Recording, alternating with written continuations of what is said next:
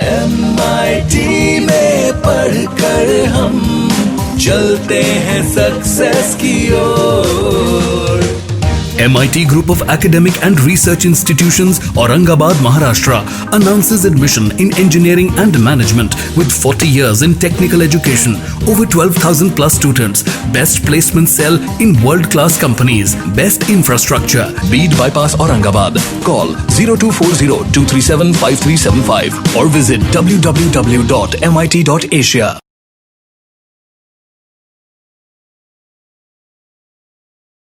A very good afternoon to all. I, Nihit Agrawal, Assistant Professor in Maharashtra Institute of Technology, Aurangabad. Welcome you. So all of you are requested to please join me in welcoming our eminent speaker for the session, Professor Dr.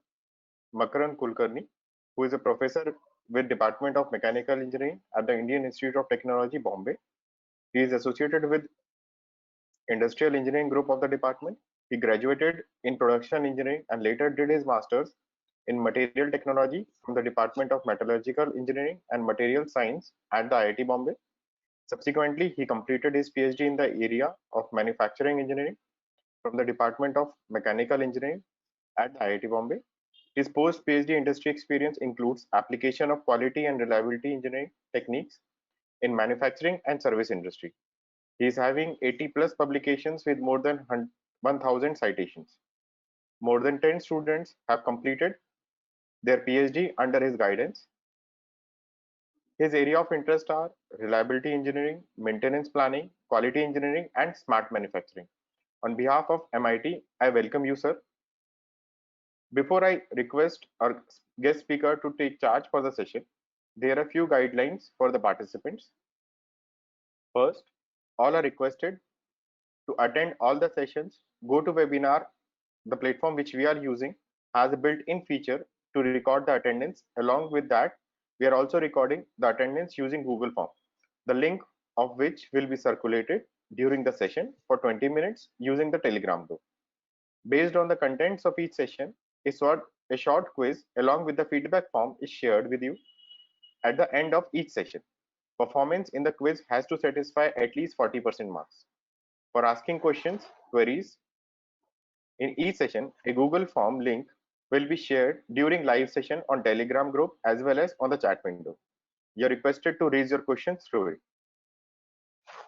During the session, you can post your questions on the link shared on Telegram.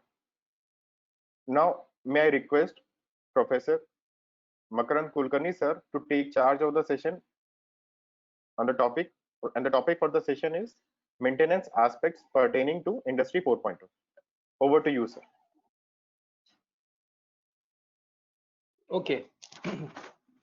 So good afternoon, everyone. And I hope you are able to hear me very clearly. Since this is a online kind of a presentation, obviously I will not be able to see all of you, and therefore I will suggest that anyone having any question or query, please raise them so that I'll try my best to answer those queries. All right. So as mentioned just now, the topic of this presentation is maintenance aspects pertaining to Industry 4.0. So I'm going to call it maintenance 4.0. If you do a Google search, there will be many resources that you can see under the name of maintenance 4.0. So let us begin and see what this is about. The presentation is going to be around 1 hour 15-20 minutes to 1 hour 30 minutes, and then we can take up any questions. However, if anyone feels that it is necessary to ask a question right away, you are welcome to do so. All right. So when we talk about Industry 4.0, and as some of the speakers would have already mentioned it, it is something that is called as the fourth generation of manufacturing, right? So I will not go into the general aspects of Industry 4.0 as You must have already gone through it in the previous presentations or previous talks. But because it is related to our topic, let me just bring all of us under the same level of understanding, where according to me, Industry 4.0 is the ability to interact with and expand the capabilities of the physical world through computation, communication, and control, which is a key enabler for the next generation manufacturing and service systems, right? So rather than going into what first, second, third, fourth generations are, let us move ahead and now start understanding things in the context of maintenance. As I understand, many of you are from industrial background, so I hope you will be able to connect to whatever I am saying. Many of you are from academics, so I am sure that you will find various pointers to potential areas where further investigation is required. So I'm hoping to address the students, I'm hoping to address the industry participants, as well as I'm hoping to address the academicians who have joined this presentation. All right. So the Industry 4.0 objectives, in short, according to me, are basically just two. So I'm going to try and avoid all the jargons that you hear when people talk about Industry 4.0 and try to present to you the underlying crux of the matter. So Industry 4 objectives are basically two: make existing operations and processes more efficient and effective, and support new business models. And therefore, it is necessary to understand that unless all our Industry 4.0 objectives or initiatives are connected to businesses or sustainability initiatives, the benefits are not going to be obvious, or benefits are not going to be significant. So it is necessary that we connect it to our business objectives. Now, when I talk about newer business models, I'm not going to talk about all possible business models. I'm going to talk about something that is relevant and close to maintenance. So the topic that is close to maintenance in terms of the new business models is also called as the servitization or product service systems. If you look at this figure, you will see that this product service system is a mix of the product content and service content. So on the left hand side, you see pure product, and on the right hand side, you see pure service. Now, pure product means you end up selling the product, and that's the end of it. You have nothing to do with the product more. Service means you are considering delivering only services to the end. Pure organizations and pure service organizations are obvious, and they have been existing for quite some time. The central or middle three boxes, which are about product oriented, use oriented, and result oriented, are things that are relatively new. I will not say that they are very recent, but relatively they are to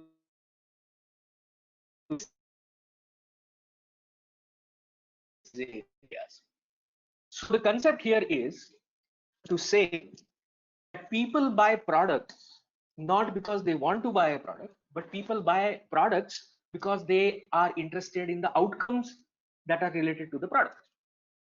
So if we take machine tool, people are not going to buy machine tools because they like machine tools, but people are going to buy machine tools because they expect an end product coming out of that machine. So if the focus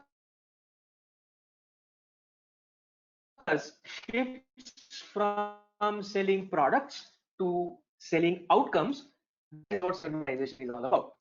So a machine not focused on selling, but a machine tool manufacturer should focus on selling outcomes. Now, what does that mean will become clear in the next couple of examples. We will look at a couple of examples. We will understand that these belong to different categories of product service systems.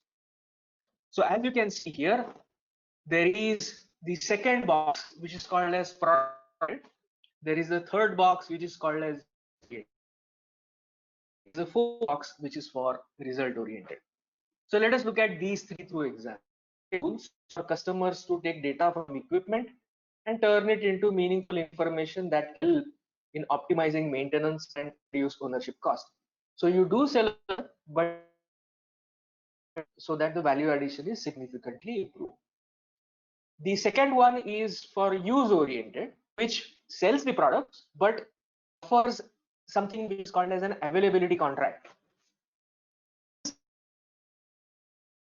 The availability of the equipment is the responsibility of the seller of the system, and the focus is on ensuring that the assets are always available for use with the required capability, which obviously helps in reducing costs while maintaining the required military capability in the case of these fighter aircrafts that are being sold by BAE Systems.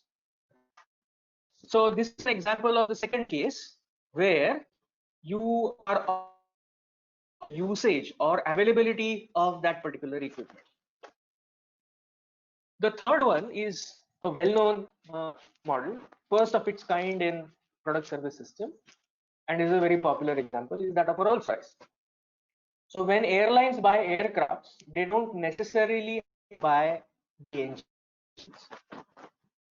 So if Rolls-Royce is the provider of an engine, of these aircraft engines, then you have a choice that you don't have to buy the aircraft engines. The engines will be owned by Rolls-Royce, and you will have to pay only for the end result, that is number of flying hours. So it is like saying customers or airlines do not buy aircraft engines because they like aircraft engines. They buy aircraft engines so that they are able to transport passengers from one point to another point, which is the outcome. So Rolls-Royce says that you don't have to buy our aircrafts or our engines. You just have to pay us by the outcome, that is our. So are such things available in the context of manufacturing? The answer is yes.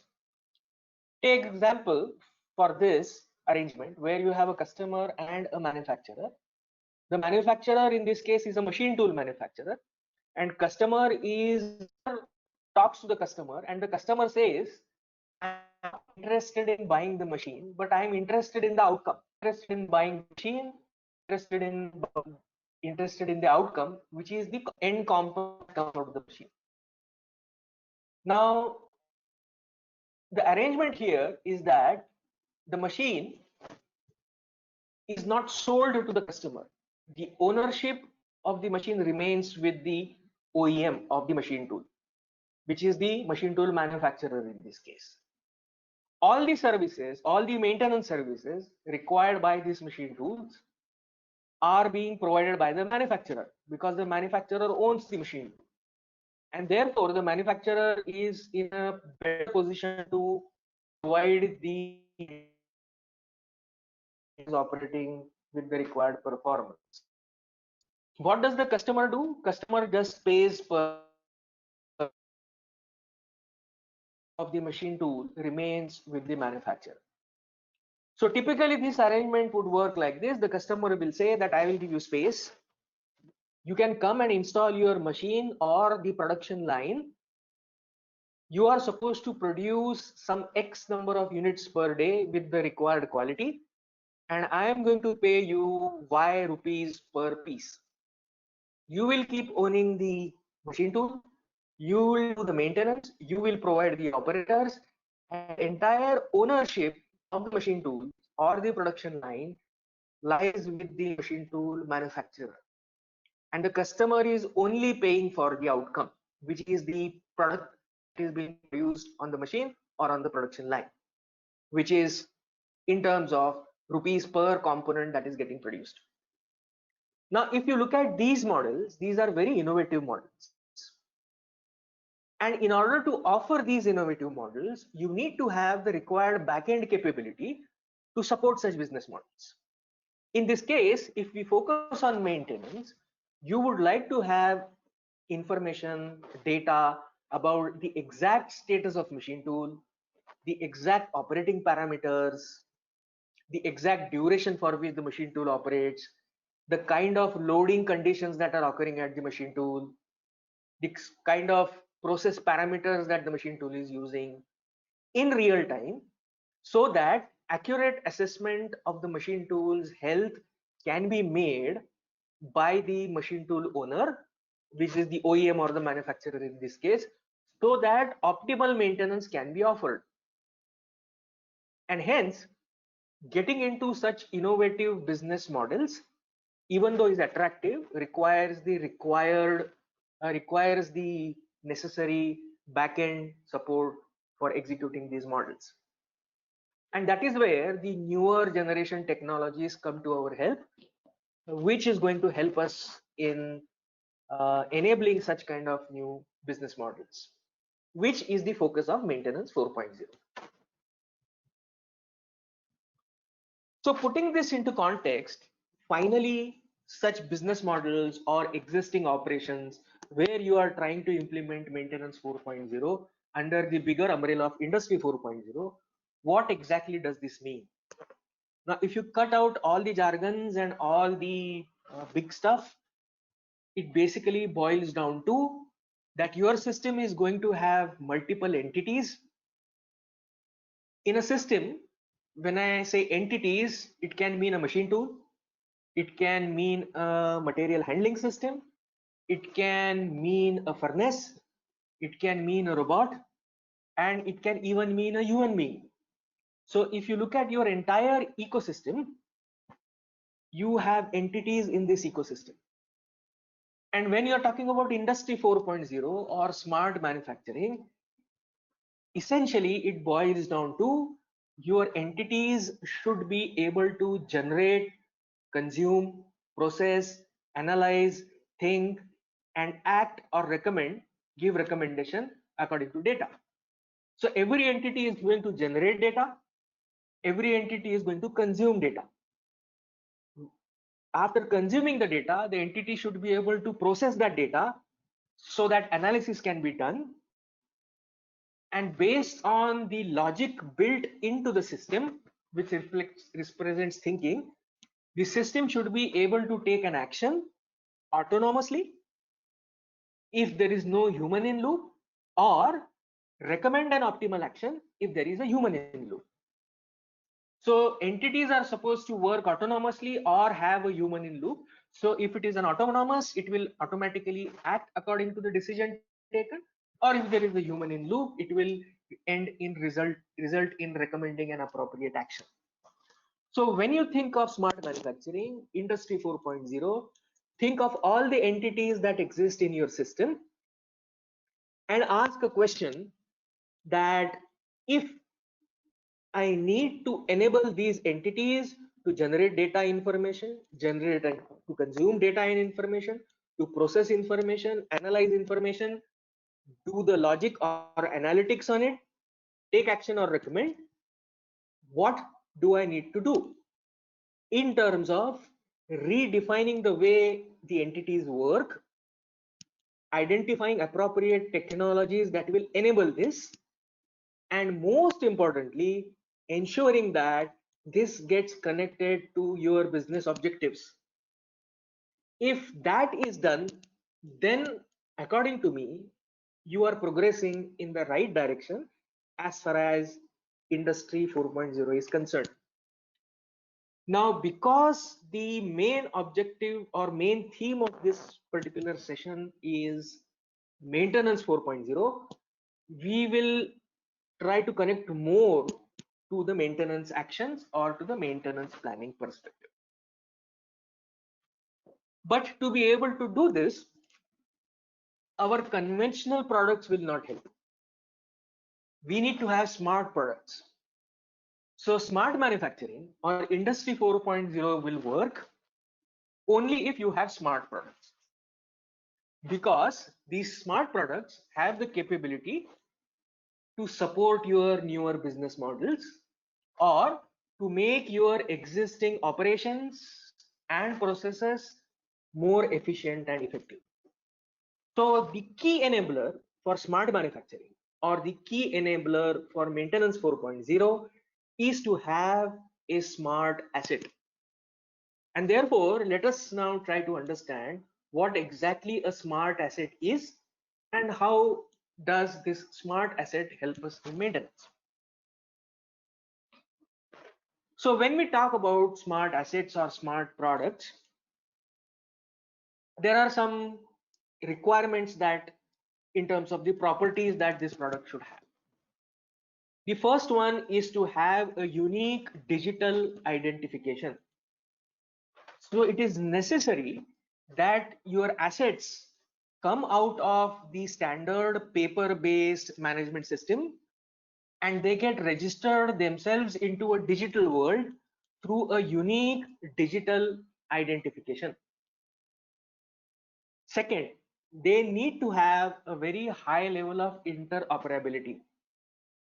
Now, this interoperability will be applicable right from sensors to PLCs to other type of controllers to mechanical systems to a big system like a machine tool. So interoperability basically means the ability of a given system to interface with the existing systems through common interfaces and be able to share and exchange data with other systems so that all these systems are able to consume that data, process that data, analyze that data, work on the data, and come up with actions or recommendations. So everything that we talk about smart products or smart assets will be geared towards what Industry 4.0 or Maintenance 4.0 is expected to be. All right. The next point or next property that a smart product should have is that it should be able to actively interact with the user and other products, which basically means these systems should have a standard protocol with which data information can be exchanged, and they should have a mechanism to query other entities including humans so that the required data and information can be obtained from other entities or assets. In due course of our presentation, we will see what are the technologies that help us in achieving this kind of property. The fourth one is about the ability of the product or the asset to be able to store data about itself. When I say data about itself, it means the data about its health condition, data about its operating status, data about its environment. So the product should be able to store data about itself and over a period of time learn from the action and the corresponding consequences that have occurred. This learning and this storing ability to store data, ability to communicate data, ability to query other assets requires certain kind of technologies which are now available. So it is not that people had not thought about these things, let's say 15 years back. But 15 years back, the kind of technologies that would have been required to enable this were simply not available or were simply not affordable. Today, the ICT or the information and communication technologies in terms of availability of sensors, the cost of sensors, availability of smart sensors, the bandwidth available with internet, the processing power, the size of processors, all these have come to a level where now it has become possible to think of having these properties associated with the product.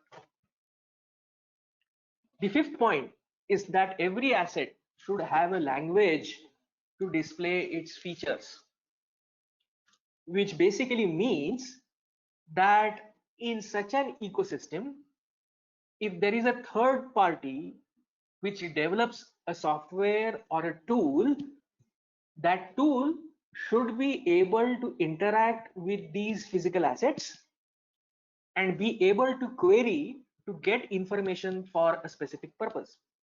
And therefore, a smart product should have a language in which it will display its features, display its status, display its properties.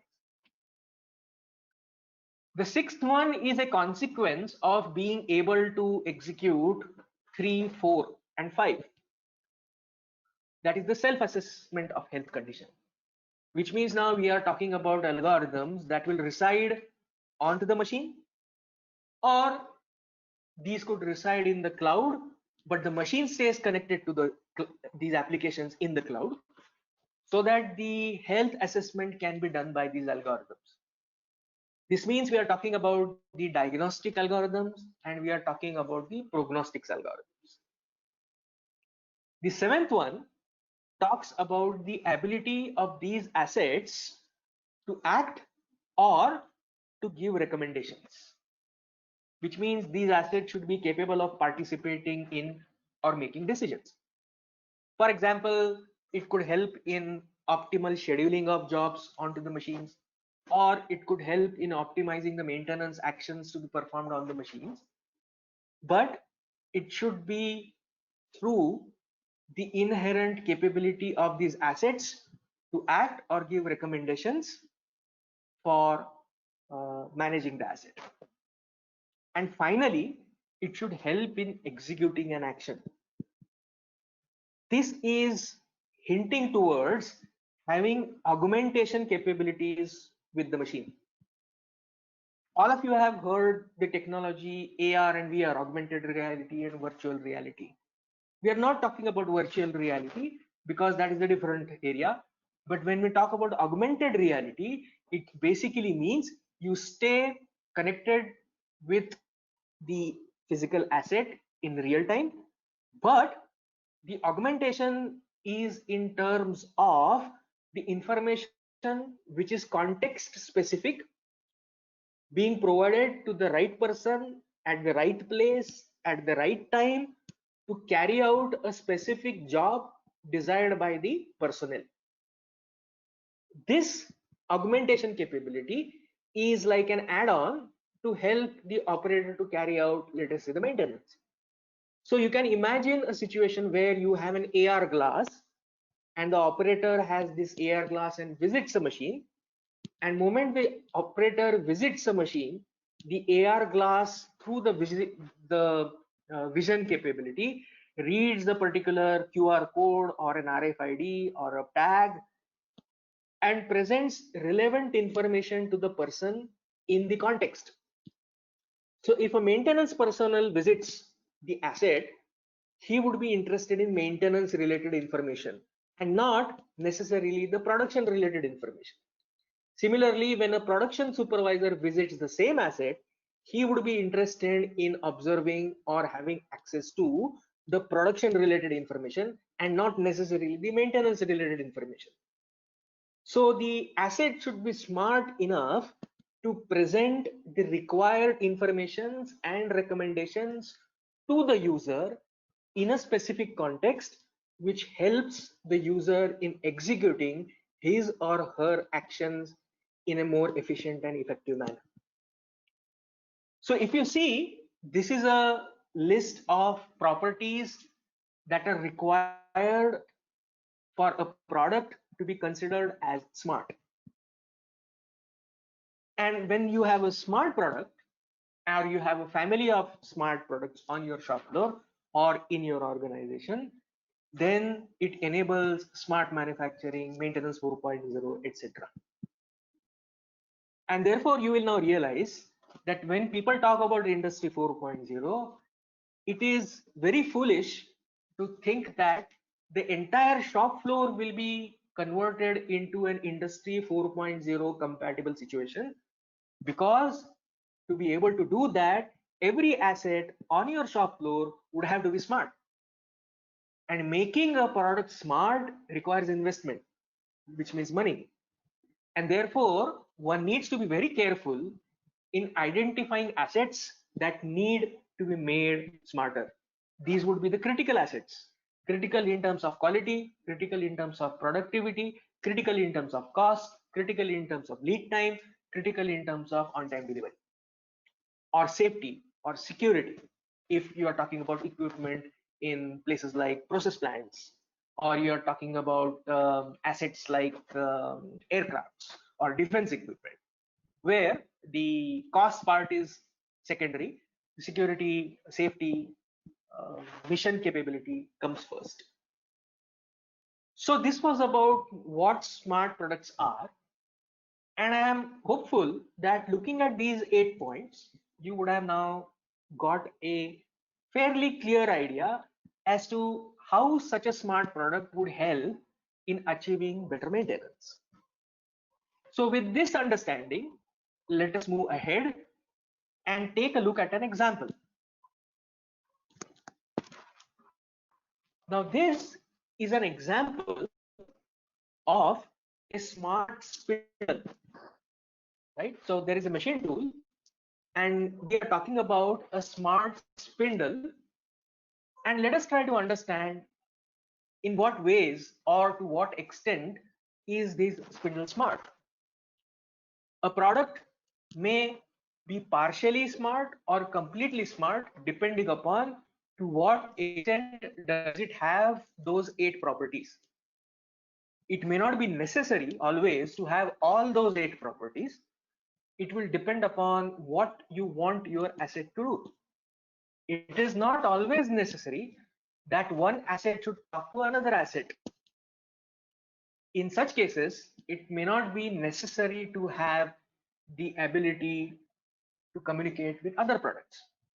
So when we talk about smart products, it should be planned in the context of the requirement. So in this case, we are talking about an application where we want to make a spindle smart. So the spindle will be augmented, or will be a sensor would be put onto the spindle to monitor the health of the spindle.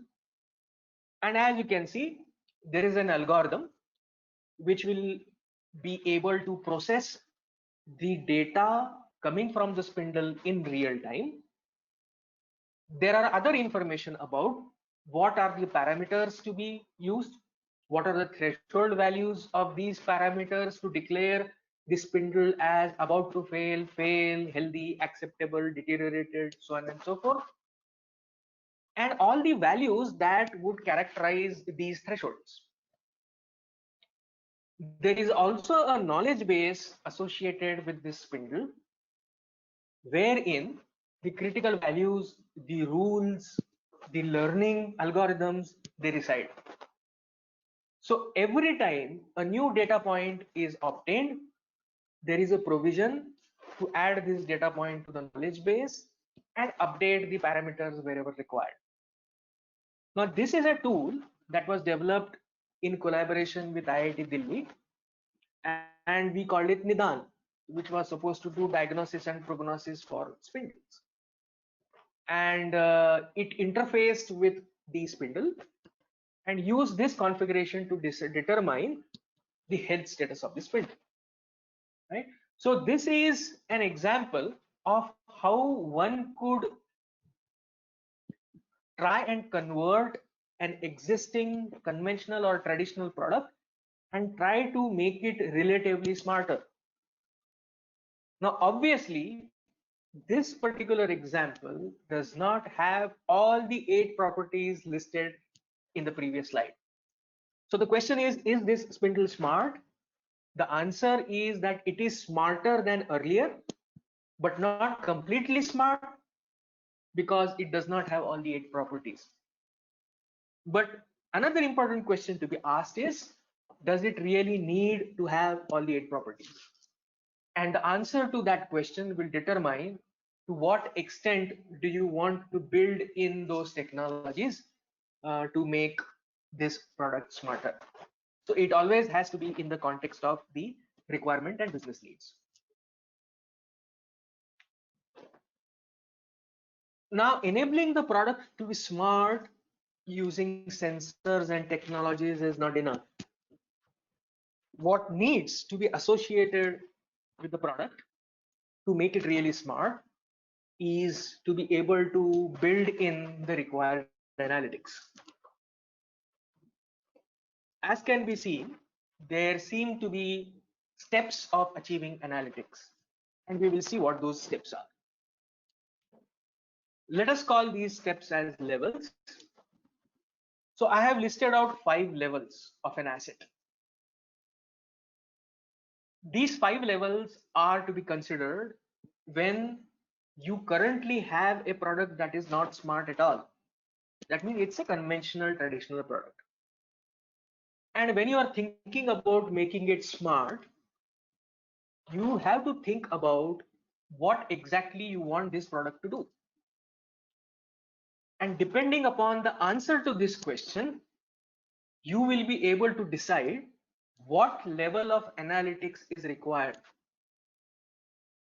And to achieve that level of analytics, what kind of data is required, at what frequency is required, and these two will decide what kind of technology you need for data acquisition. At the same time, depending upon what kind of analytics you want to do, the technology in terms of what kind of algorithms would you use, do you really need artificial intelligence, machine learning, or is it enough to use some well-known statistical models? All those things will decide. So let us look at these analytics levels so that we are able to understand what these are and how do they connect to our smart asset, especially maintenance. So the first 2 levels, I would call them as preparatory levels. That means these levels are necessary to even start on the journey of a smart product. That means these 2 levels enable the product to become smarter.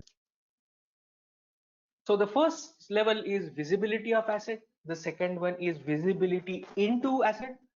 The third one is descriptive analytics. Fourth is predictive analytics. And fifth is prescriptive analytics. We will go step by step into each of these levels so that we understand what these are and how these are going to help us in achieving the required level for the kind of analytics that is necessary. Let's talk about visibility of asset. Visibility of asset basically means that certain amount of information, or as we call this metadata, about the asset is available in digital form. Some examples of this visibility of asset or the metadata are given here. For example, it needs to have a unique digital identification. You need to have the location specified for the physical asset. The physical characteristics of the asset should be known. So for example, in the case of machine tool, number of axes, maximum length of job that can be accommodated, maximum dia of job that can be accommodated, maximum weight, maximum torque available, maximum spindle speed, tool changer capacity, controller type. These would constitute physical characteristics that are necessary to be available in a digital format. Then some capability features also might be required. For example, feature types that can be machined, feature sizes that can be machined, surface finish that can be achieved, tolerance levels that can be achieved, so on and so forth. So if you see, visibility of asset basically means being able to make the metadata available in a digital format. This could be a simple JSON file which one can download or an application can download and can be used. The reason why this is required in digital format is that it is expected that in an industry 4 environment, there will be a large number of applications that would want to make decisions. For example, when a new job arrives at the shop floor, how does one decide which machine is capable of processing this job? Or even in a simpler manner, how do we decide which are the candidate machines that can potentially process this job? So if this is to be done in an automated manner, then this kind of information would be required. And therefore, these applications would connect to the machines on the shop floor, query the machine for the metadata. The machine will be able to share this metadata with that application, and the application will be able to find out if this particular machine can be shortlisted as a potential machine to process this job.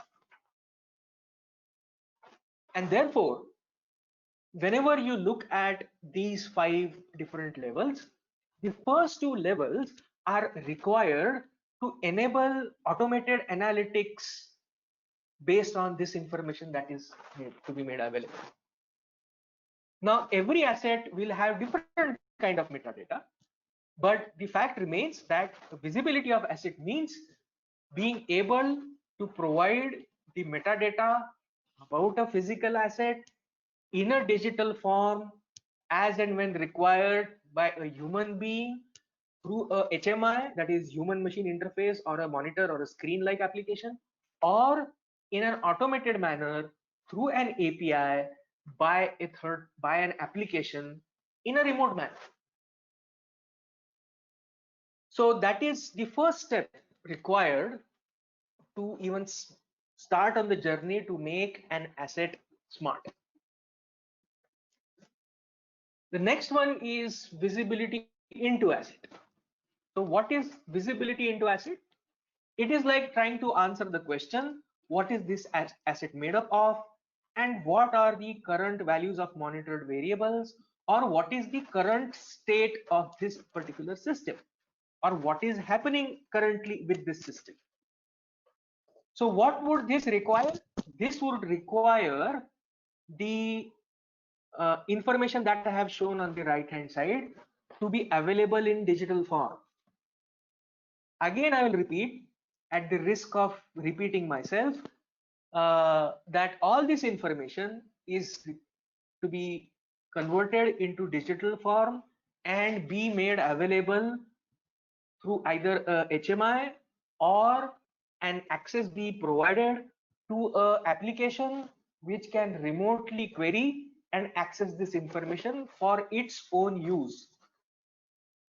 And therefore, when we looked at the properties, and I would go back to those properties again, that it should be able to interact with the user and other products or applications, which means it is necessary that the visibility, the information related to visibility of asset, or the information related to visibility into asset, both the level 1 and level 2, this information in a digital standardized format. I'll repeat the word standardized, because every application, when it accesses, needs to know what format is this information available. So this information be made available in a standardized format, in a digital form, to a human being or an external application who is interested in processing this information. So what are the kinds of information? The part library, that means what are the assemblies, sub-assemblies, components inside the system. What are the different parameters that are being monitored? What are the threshold values of these parameters? What are the current values of these parameters?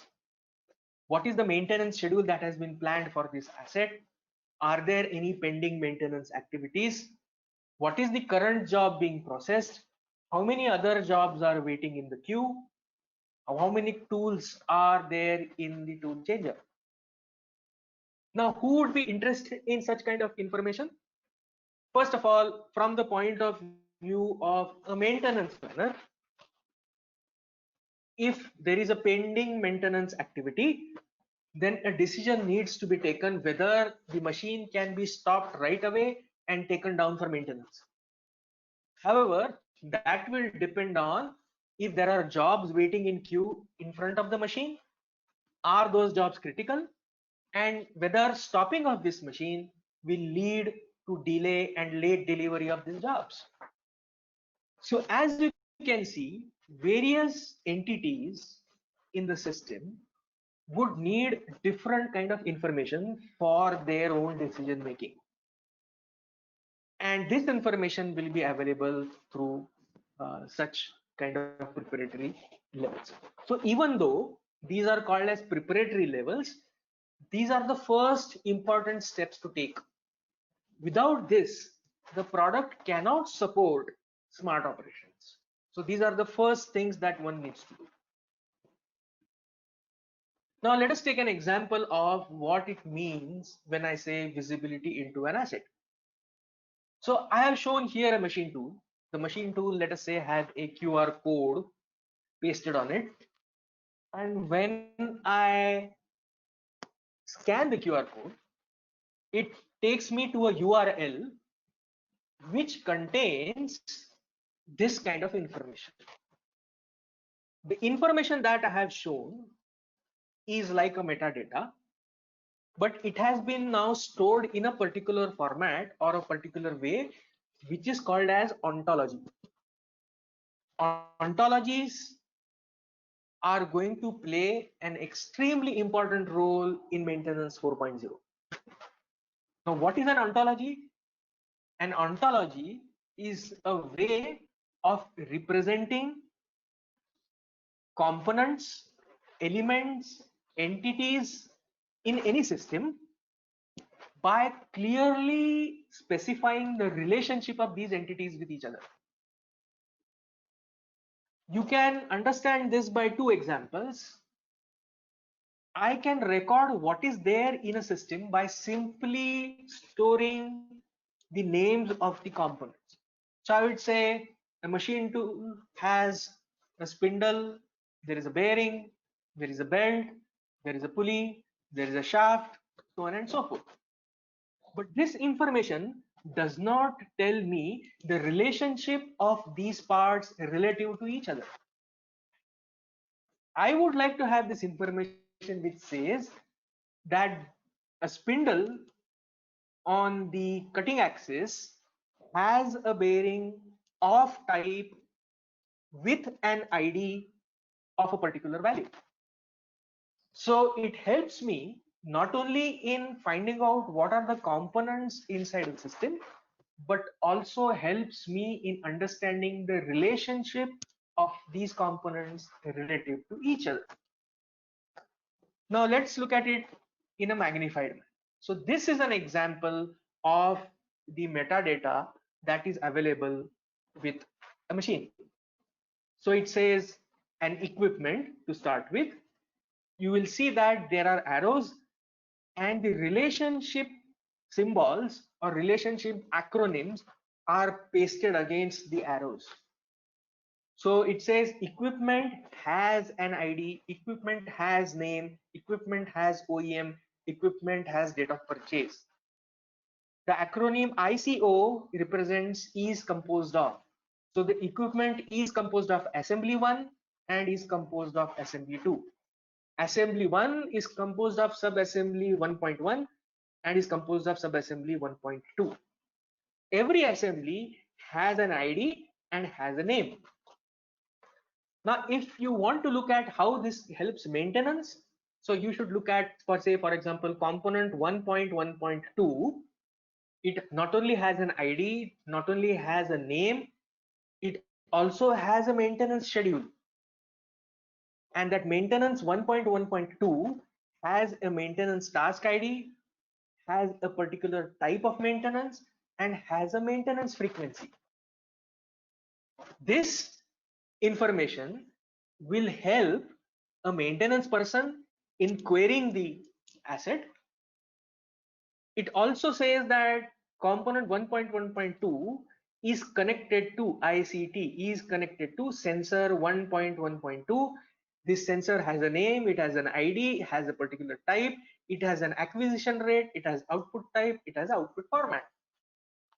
So if the information is made available in this format, which is called as an ontology, and those who have possibly worked with ontologies would know that the file storing format, like we have docx or we have extensions for Excel, we have extension for PowerPoint.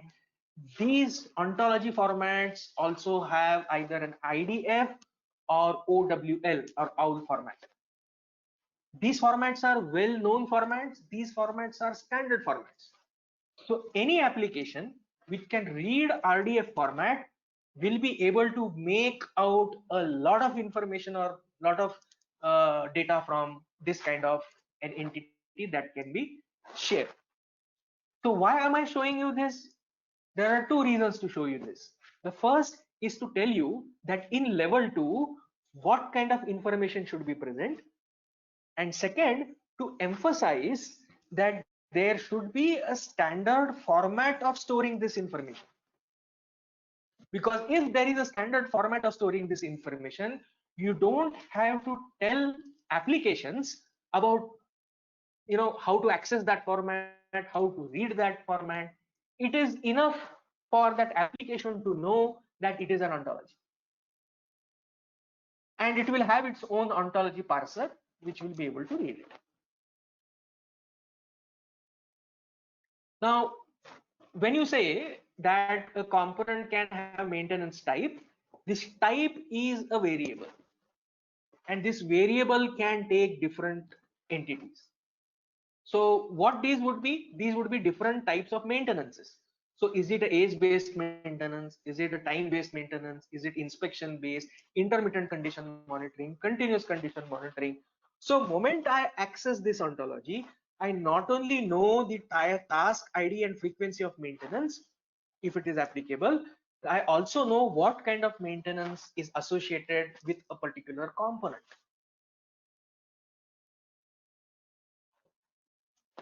Now, once we have these capabilities, that is level 1 and level 2, we are ready for analytics.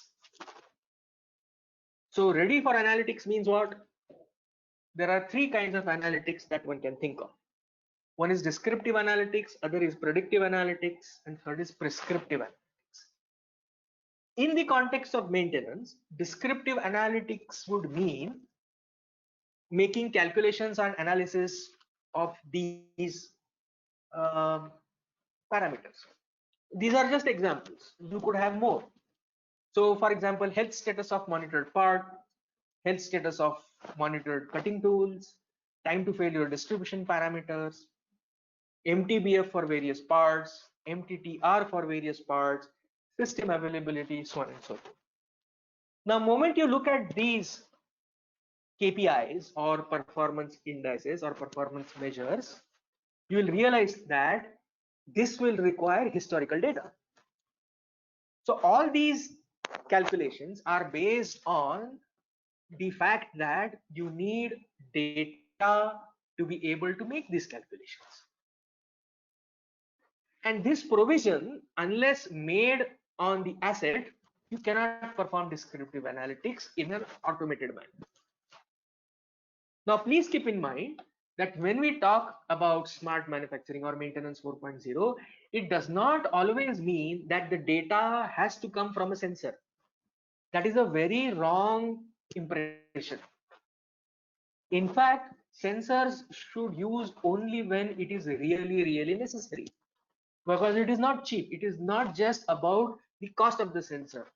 It is the frequency with which the data is generated. Every time the data is generated, what kind of file size is generated, where are you going to store it? If the frequency is once every second and every time you generate a data file and the size of the data file is in megabytes, you can imagine within no time how much memory will be required to store the data from just one sensor. And if you are putting 20-25 sensors on a machine, then you can imagine the total amount of storage space that would be required to store the raw data. Apart from that, this data needs to be transferred to the server. So you will need connectivity. You will need all this infrastructure inside your plant or your premises. So every time one thinks of adding a sensor, there is a cost that is associated with it. So it is one thing to fantasize by saying that my machine would be super equipped with sensors. It will continuously generate data within fractions of a second. but there is a huge amount of cost that is associated with such kind of a concept. So the censoring has to be done very, very carefully. It has to be done very sparingly, only when it is critical, only when it is important. And the frequency with which the data needs to be collected has to be defined based on the application. For example, if the expected life of, let us say in this case, the spindle bearing is going to be 10 years, there is no point in connecting the vibration sensor data every 1 second. And therefore, one has to, very cautiously decide how much should be the data acquisition frequency, whether first of all the sensor is required, so on and so forth. So if you borrow from the concept of RCM, the same thing applies here. Not everything requires condition monitoring, not everything requires preventive maintenance. Certain things are left or better left alone to fail whenever their failure occurs. So proper censoring concept has to be developed. Right? But coming back to the point, descriptive analytics will require historical data. The source of historical data will be historical data from the sensors and historical data collected as records, that is events. So you need to keep in mind there are mainly two kinds of data that you would mostly encounter. One is the time series data. That means data collected over a period of time with time stamps. That is called typically time series data. And the second type of data that you will encounter is the event data. That you will record something whenever a given event occurs, right? Not otherwise. So for example, in the context of maintenance, you will record only when a failure occurs. And when the failure occurs, you will record what component failed, when was it installed, that must have been recorded when it was installed, when it has failed, and therefore the difference between these two will give you the time between failures or age at which the component has failed. So when the descriptive analytics runs, it will say, give me the historical data regarding the failure times of a given component. Now this is not coming from the sensor. This is coming from a database. So when you run descriptive analytics, it is going to get data from the database. That data could be sensor data. That data could be event data. In either case, it will perform analytics on the historical data and present you with these analytics. Most of the organizations have a gold mine of historical data. It is quite possible that it is in records and on paper, but it is still very useful data. And therefore, care must be taken not to ignore this data. Because most of the time, when people talk about Industry 4.0, maintenance 4.0, the immediate thing that comes to mind is sensor. So the first thing people think of doing is start putting sensors on the asset. While that is just one aspect of it, it does not meet the entire need of descriptive analytics, because that is the first thing that should be attempted. So for descriptive analytics, you have to decide, or you have to find out what kind of historical data is already available to you, what kind of analytics can be run on that historical data, and only when it is critical, necessary, and justified, you should think of putting on sensors and acquiring data from the sensors and running descriptive analytics on the sensor data. All right. So descriptive analytics would typically answer these questions like, what is the current status of monitored parts, whether it is healthy, partially deteriorated, fully deteriorated, etc.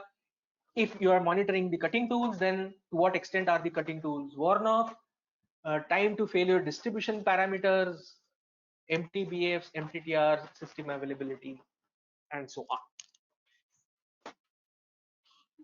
Once you think you have extracted all the benefits of descriptive analytics, and you find that predicting into the future of events that are likely to occur needs to be done, then you move on to level 4, and think about tools, techniques, methods that can be used for predictions.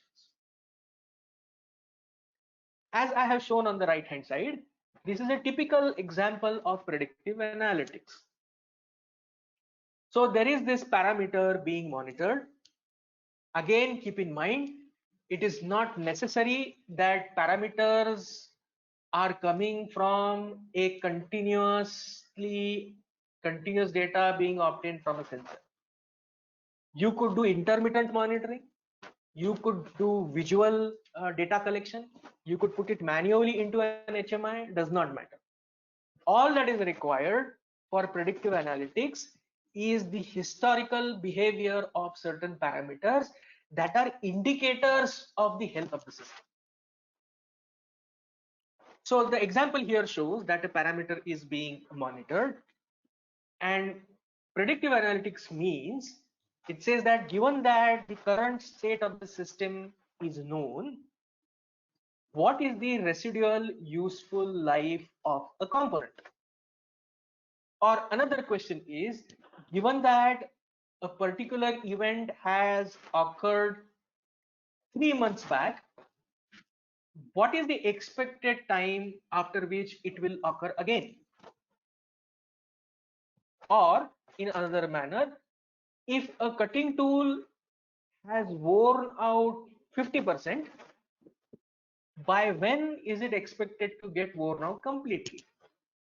So predictive analytics is about trying to predict an event into the future based on the current status and historical data. Both are required. Unless it is of the nature that the historical behavior does not matter and only the present condition matters, as it is typically done in Markov analysis. So what this shows is that there is some parameter and the red line shows a threshold. That means a predefined value beyond which the component will be considered as failed. And the first thing that is typically done in predictive analytics, or especially the health analytics, especially condition monitoring, is that to have an algorithm that will answer the question of residual useful life. Most of the algorithms that are used for residual useful life are split into two parts. The first part aims at detecting the initiation of deterioration. That means it is aimed at identifying a point where the component moves out of healthy state and enters into the deterioration regime. And then there is going to be a second algorithm which says that given that now the component has entered into a deterioration regime, when is it going to fail, or what is going to be its residual life? This is done basically in two steps because the accuracy of any algorithm that tries to predict residual life right from time t equal to 0 tends to be poor. And therefore, it is better to split the whole prediction into two parts. One is for detection into deteriorated regime, and then given that it has entered into a deteriorated regime, trying to predict the residual useful life. This has proved to be relatively more accurate. So what it basically is going to do here in this case is that, for example, the detection in shift has been detected at a particular time point. You have tracked the progress till another time point, and you want to know how much is going to be the time after which it is going to fall below the threshold.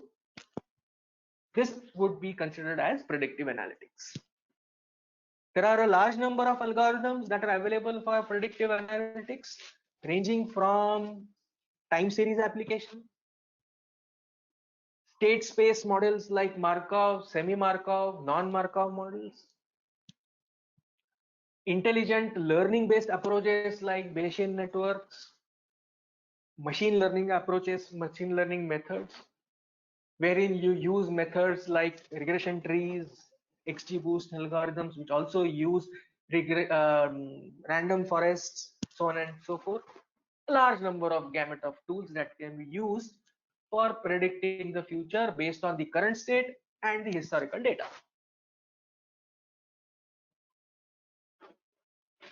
Now, the most important part is prescriptive analytics. If you typically go to exhibitions like IMTEX, if you visit other expos coming from other industries, you will find that there are a large number of solutions already available, but majority of those solutions are limited to monitoring. What it means is that they will allow you to record the sensor data or the HMI entered data, track it over a period of time. They will allow you to define those thresholds, and they will allow you to define rules that can be used to decide what should be done when the values cross the thresholds. So should an alarm be raised? Should the process be stopped? Should an email sent to maintenance personnel? Whatever are the decision or action rules, they can be embedded into these tools. But the entire analysis stops there. There are very, very few tools currently available in the market, right? Except for some specific specialized providers of these softwares, and then they tend to be very, very costly. That will help you in learning from the data, applying this data for predictive analytics. So the question then is, even if you are able to do predictive analytics, is that the end of the story? The answer is definitely not. Because the objective of this entire exercise or maintenance 4.0 is to be able to take efficient and effective decisions. Now I am showing a slide here that hopefully will convey what I want to express. So these are the typical 4 maintenance approaches. The first one obviously is the age-old reactive maintenance, which says that you do maintenance only when things fail. That is, in other words, it is also called as corrective maintenance. Subsequently, there is a better way for some of the components, which is the preventive maintenance. That means you try to replace the component before it fails, because the failure costs are going to be significantly higher than the preventive maintenance cost.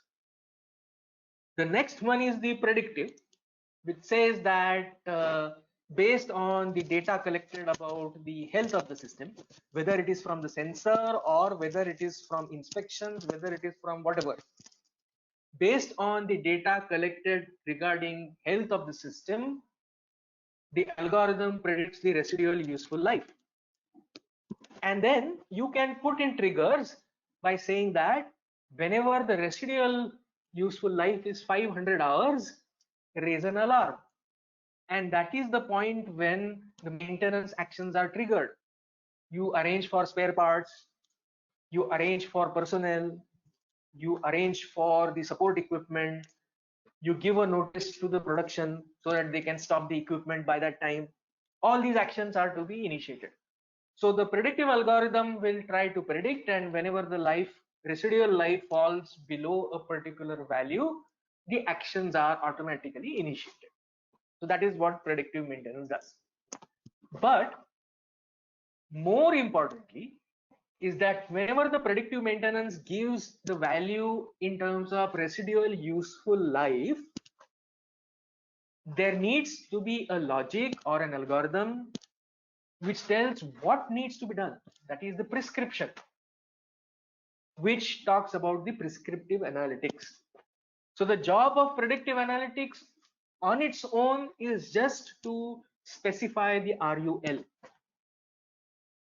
The remaining part as to at what value of RUL should the alarm be raised, what should be the action that should be initiated, all these decisions related to actions to be performed and the time when these actions are to be performed are an outcome of the prescriptive analytics. So as you can see here, the predictive analytics box, the output of the predictive analytics box is given to the prescriptive analytics box. The prescriptive analytics box contains algorithm that takes the RUL, does the cost benefit analysis, and decide whether the process needs to be stopped right away or to allow it to continue but at a reduced load, or to continue to operate but intermittently. All these decisions are to be taken based on the models that the prescriptive analytics has, and the outcome is again fed into the predictive analytics model. But as you will notice here, there are some other arrows coming out of the prescriptive analytics box. The first arrow goes back immediately into the preventive maintenance box, and the name given to this arrow is selective maintenance, which basically means that this is a type of recommendation that is very specific in nature. It may not be applicable to all situations, but there are definitely some situations where this kind of maintenance approach is the best. Let me give an example. Imagine a shop floor which has a large number of machines, and the way the shop floor wants to operate the maintenance is that it will give you a slot, let us say once in a month or once in 2 months or once in 6 months or whatever, and you need to carry out maintenance during that slot in such a way that the required availability of that asset is achieved for the remaining time period, that is before the next time slot is available. The objective could be to achieve availability, the objective could be to achieve the required reliability, it could be anything, but the way it is to be done is that you do not pre-decide the maintenance tasks. You say that whenever you reach that slot, look at the condition or the health status of the machine, of the various parts, look at the availability of personnel, look at the availability of spare parts, look at how much time is available to you for maintenance, and based on that, take an optimal decision as to which maintenance activity is to be carried out, so that the entire maintenance activity is carried out at minimum cost within the given time, with the available spares and the type of maintenance personnel available, so that the required availability till the next available slot is achieved. This is called as selective maintenance. As I said, it may not be applicable in all cases, but there are cases where selective maintenance is definitely or has definitely proved beneficial, and it is a type of prescription. So this is an example of prescriptive analytics.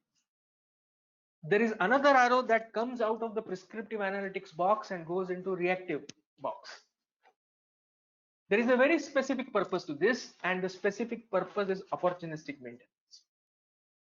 What opportunistic maintenance says that if the equipment has failed, it is not only just about replacing the failed part, but it should also be looked upon as an opportunity to probably replace some other parts which you have found to be deteriorated, so that their future failure, sudden failure, can be avoided, as one benefit.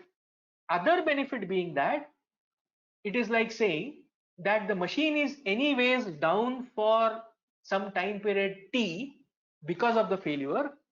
The next preventive maintenance is due very close.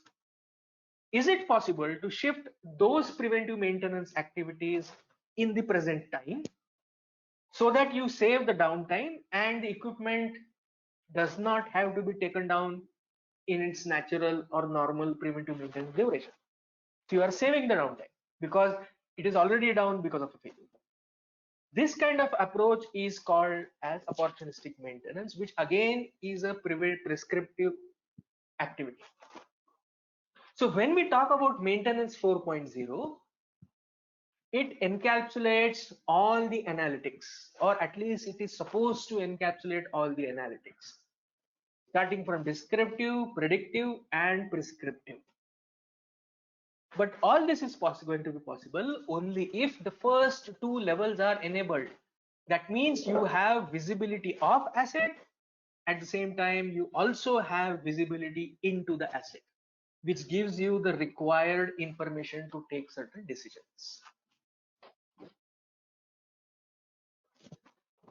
Now let us move on, where I would like to present an example of how do you build a framework around a particular asset. This has been chosen specifically to explain how you are supposed to build a solution. This may not be the only way of doing it. However, I found this to be one of the best ways of describing how an asset concept is to be built.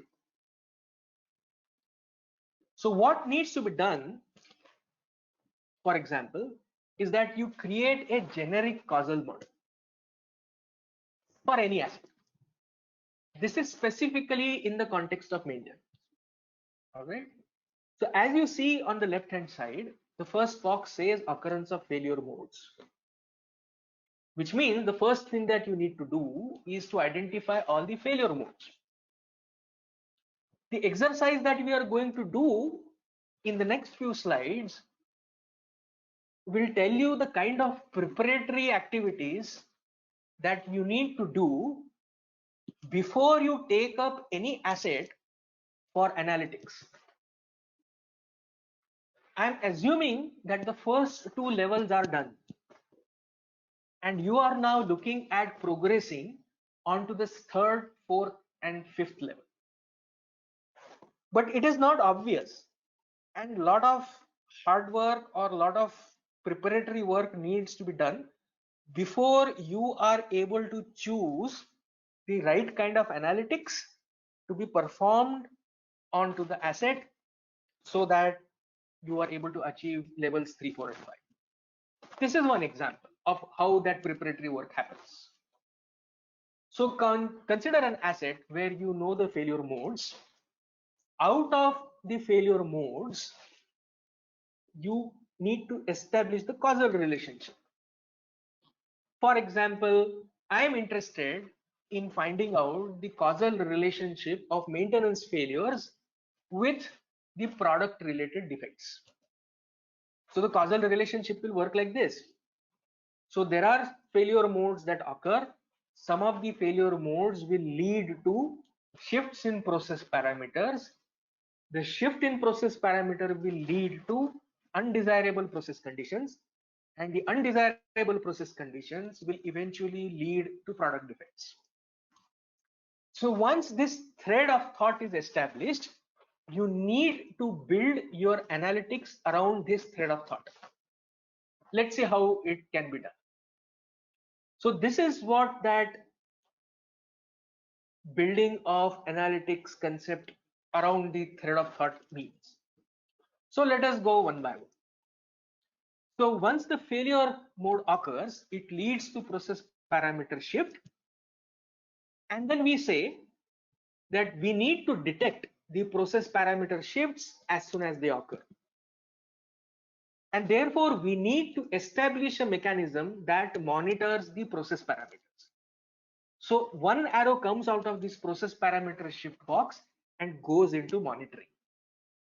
That means we have identified the need of one type of analytics, and that analytics is related to monitoring the process parameters, so that whenever a shift in process parameter occurs, the analytics is able to detect it immediately.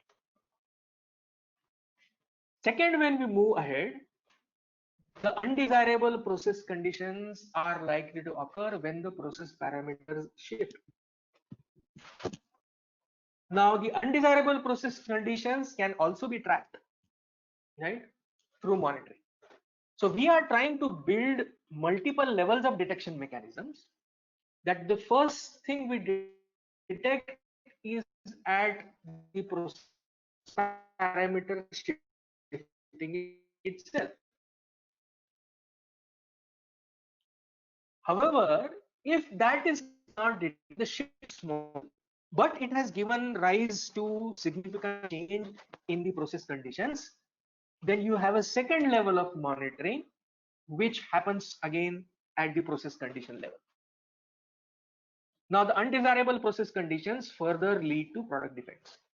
Now, if the process parameter shift is small, the change in the process conditions is also small, and because of the very small shifts, your mechanisms do not detect these. So I was saying that in case the process parameter shift is small and the change in process conditions is small, you may not be able to detect immediately, which will depend upon what kind of monitoring analytics you have been using, how sensitive it is, how robust it is.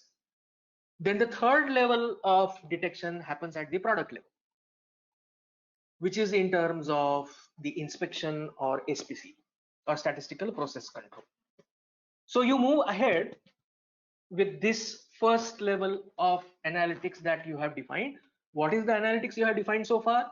The analytics required to monitor process parameters, the analytical tools that are required to monitor process conditions, and the analytical tools that are required to monitor the product quality through inspections or SPC. Now, the question is, how are you going to enable this monitoring? So you have to define the mechanism or the technology that would be required. So the monitoring may require sensors. The reason I use may is again because I do not want to say that every monitoring requires sensors compulsorily. The monitoring may or may not require. And therefore I say the monitoring may require a sensor, right? And the sensors will measure the process variables in terms of the process parameters and the process conditions. Similarly, when I talk about inspection or statistical process control, this will generate data, all right, and this data will be sent to a decision making system, which is in this case called as CPS, or cyber physical system. I'll come to that later. But let us assume that the CPS is a prescriptive analytics box. So the data will go as an input to the prescriptive analytics box. It also needs to be stored into a database, right? The sensor data will also be stored into a database, and the CPS will provide diagnosis, prognosis, recommendations, other prescriptions or triggers. Now this, if it is an automated process with automated control, then these can go as an input to the control system, which will go and control the process parameters, stop the process, do what. There could be another version of this where you have humans in loop,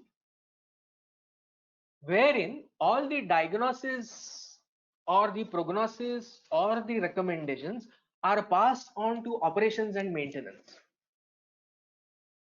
Now the operation and maintenance can in turn query the prescriptive analytics toolbox to find out or to carry out what if analysis.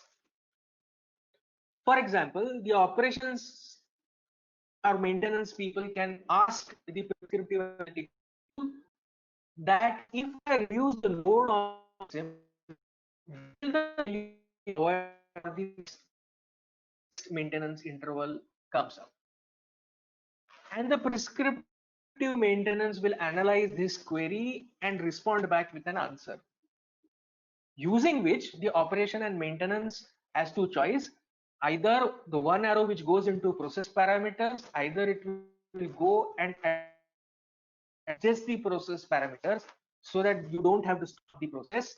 Maybe the process will operate at a lower efficiency, lower productivity, but it will not stop, or it will not fail for the next given period.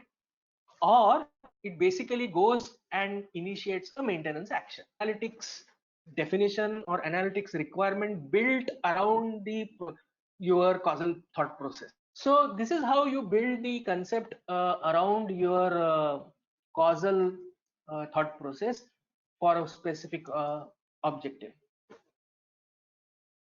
Now, once you have decided what kind of analytics you need to build, the story does not end there. Because how the data is going to be collected, how is it going to be stored, how is it going to be communicated, whether an external software or a system or an entity is allowed access to this information, so on and so forth. For which you need to design this kind of a system. Again, this should enable a smart product. What it means is that the product or the smart asset in this case should be able to communicate with other assets or other entities outside the system in a seamless manner through standardized protocols and interface, which basically means the language in which the information is shared and communicated, data storage formats, 2, standardized communication protocols, and 3, standardized interfaces. If all these 3 are present, only then will this interconnectivity or interoperability or communication capability be facilitated. So what you see here is an attempt at that.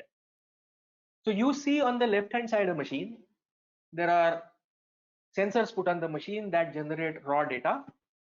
This raw data is fed to algorithms that reside on the system, which means the system, the machine, or the equipment has onboard processing power. And there are algorithms that are residing on that system, which work on this raw data. This is like the data acquisition and processing, right? Once the parameters are extracted, there are 2 modes. One is that the raw data is stored in a database for further future use. Second, the extracted parameters are then passed on and stored onto the system. The system will not have a very large database. So the parameters after being extracted will be stored locally. Because the local processing will always have relatively lower memory than, like a data warehouse or data storage, relatively less data can be stored. So there is a local format in which the data is stored, all right, and then it is connected to what you see those 2 green boxes as empty connect adapter and empty connect agent. All right. Now let me put it in the context of our spindle monitoring example. So imagine that the machine tool spindle is being monitored. I have put a vibration sensor. That vibration sensor generates raw data. That raw data, every time a data file is generated. Shall we start with the question answer session? Yes. Thank you, sir, for your executive talk. Here we are going to start with the question answer session. First question is asked by Rajendra Gaike, sir. He has asked, can we apply maintenance 4.0 technology in medicine? If possible, then what probable changes we need to make? So when you say in medicine means what? To medical equipment? Yes, sir. No, but can the audience directly ask the question? So because you need to get this cleared. Hello. Sir, Hello, Kulkarni sir. Hello. Sir, you want to ask that whether we can use the in a healthcare systems. So when healthcare means you want to apply this to healthcare equipment, or what exactly? Healthcare equipments. Yes. In fact, it is very much applicable to healthcare equipment because these new business models which I was talking about, they are already existing in healthcare.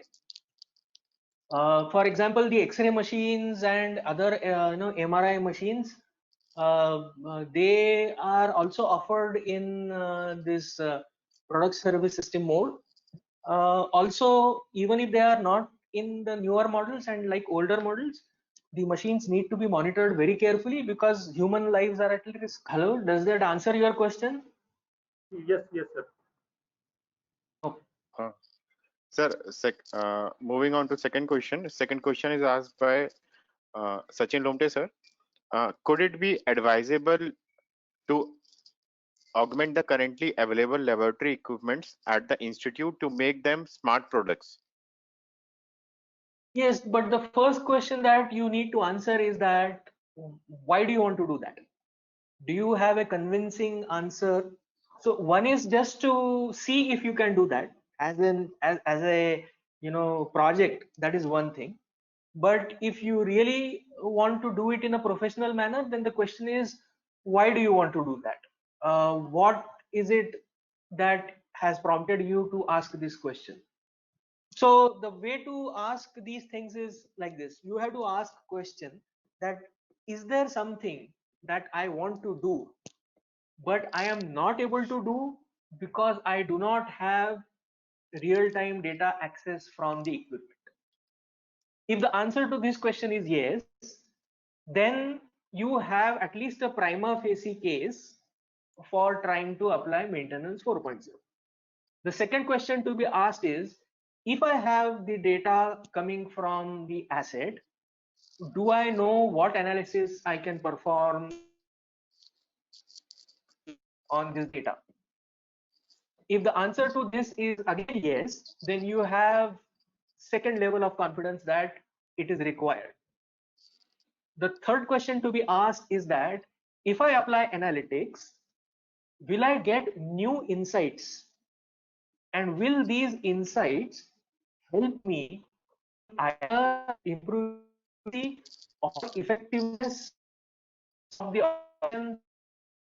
process or the product, or will it help the organization in a way that is critical? If the answer to the third question is also yes, then you need to ask the fourth question, which says the kind of technology that is required to achieve your goals, do you have that much amount of money with you? If the answer to this question is also yes, then you ask the fifth question. The fifth question is about the capability or the skill set of personnel who will implement this solution. Do you have the required expertise to implement the solution in terms of the hardware, data acquisition, data processing, data communication, and analytics? If answer to this question is also yes, then you are 100% set for a maintenance 4.0 project. If answer to the first question itself is no, then you should not even think of going, because there is nothing that you cannot do with the current status, and therefore there is no point in going for anything fancy unnecessary. For the last three questions, whether you have the capability, whether you have money, whether you know what analytics is to be done, if that answer is no, you can further investigate and make proper arrangements. But these are the first three questions have to have yes as an answer. Okay, sir. So I hope this has answered your question. Yes. Sir, next question is asked by Dr. Arvind, sir. That how to evaluate reliability of AI assets?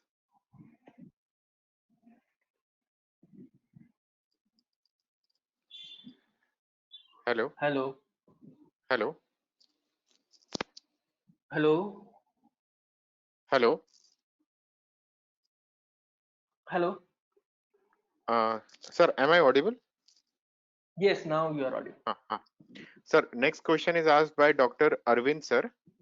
He has asked how to evaluate reliability of AI assets. Reliability of? AI assets, artificial intelligence assets. What is the reliability of AI assets? Can the question be more elaborate? Like, Hello. Hello. Hello. Kulkarni sir. I think you want to ask that Huh. AI machine is there. So how we can evaluate the Huh. reliability of that machines? Some assets are there. Hmm. No, Can you we mean to evaluate? say these assets? So, so really, do you mean to say how to evaluate reliability using AI? No, reliability of AI assets, like whatever the output they are giving, Huh? But whether what do we you mean can, by AI asset? What do you mean by AI asset? so the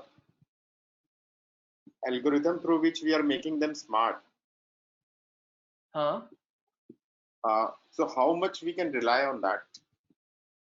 Oh, that is a very difficult question to answer because it will depend on a very large number of things.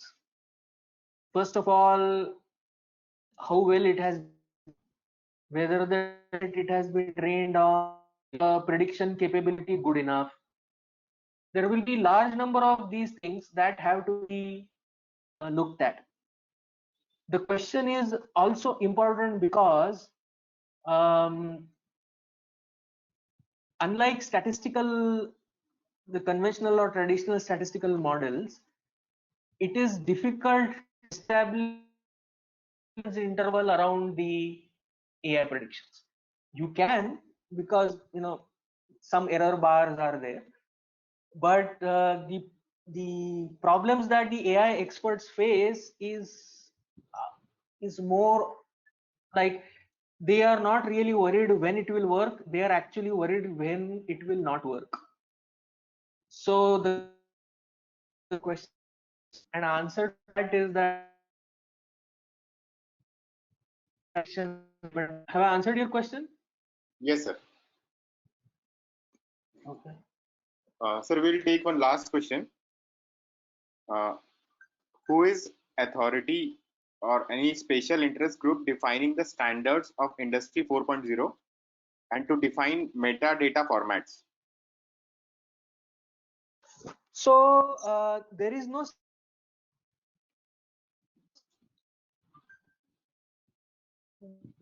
what the companies are trying to do is they are trying to identify one of the existing standards, whether it is ISO standard or IES standards. The efforts are more towards consensus. So for example, whether the data storage format should be XML or it should be JSON, it's just an example. So it is not about inventing new standard. What the companies are trying to do is that there are already large number of standards. They are trying to build a consensus among the industries to use a selected few formats. That is what is the attempt. So there is no separate body that decides industry 4.0 standards. Does that answer the question? I don't know. Mostly it does, sir. Okay. Uh, Sir, we'll conclude now. Okay. Thank you, sir, for your exhibit talk. Here we come to the end of session 2 of day 2. I take this opportunity to convey thank you note to distinct speaker of the session, Mr. Makaran Kulkarni, sir, Professor IIT Bombay, for such an illustrious session with wonderful insights on the topic. I am sure that the participants have rejoiced the sermon and have numerous takeaways for the future. Thank you, sir, for accepting our invitation and sparing your valuable time to uncover perspectives on the symposium topic. Thank you all for taking out time for being part of the Thank you. symposium. Thank you. We'll all meet for third day's session tomorrow at 11:15. Take care, stay safe. Thank you. This is the end of session 2 for day 2. Thank you all for joining us. Thank you. Goodbye. Thank you, sir. Right, feedback link and quiz for day 2 will be shared on Telegram app as well as on the chat window. They will remain active till 6 p.m. So participants, do make sure that you fill up the feedback and solve quiz of day 2 by today evening. We'll begin the next session, session 1 of day 3 at 11 a.m. by Dr. Thomas Schlander, Fraunhofer IUSB, Germany, followed by session on technological skills on Industrial Internet of Things by Mr. Kiran Nataraj, CEO, Entry Technology, and then followed by panel discussion. Thank you all. MIT में पढ़कर हम चलते हैं success की ओर। MIT Group of Academic and Research Institutions, Aurangabad, Maharashtra, announces admission in engineering and management with 40 years in technical education, over 12,000 plus students, best placement cell in world-class companies, best infrastructure. Bead Bypass, Aurangabad. Call 0240-237-5375 or visit www.mit.asia.